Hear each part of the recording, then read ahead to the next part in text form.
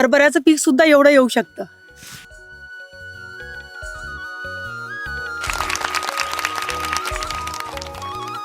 साथियों, आप देख सकते हैं हम एक पीक पाहने कार्यक्रम के लिए यहाँ पर आए थे। अब हमारे साथ में दो ऐसे और किसान हैं जिन्होंने ये वैरायटी लगाई। अब उनसे जानेंगे उन्हें वैरायटी कैसी लगी। माझं नाव मारुती बाबाजी बतकल मागळे, तहसील वरोरा। हा याच कंपनीचा माझ्याकडे चणा आहे।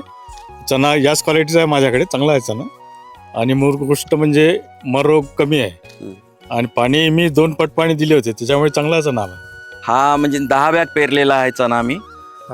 हार्वेस्टरच्या दृष्टिकोनातून म्हणजे मजुराच्या दृष्टिकोनातून हा चणा पेरला होता।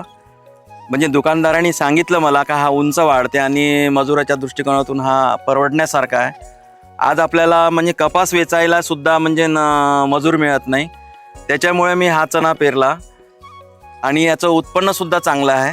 ते पण छान आहे आणि वाढीला पण खूप उत्तम असल्यामुळे पुढच्या वर्षी मी हा चणा लावील। तर बघा, आता माझी शेती जवळजवळ 20 ते 21 एकरामध्ये माझा हरभरा आहे। हा हरभरा पाहून मला म्हणजे असं वाटत नाहीये की हरभऱ्याचं पीक सुद्धा एवढं येऊ शकतं। याला शाखा जास्त आहे आणि याला घाटी जास्त आहे। बाकी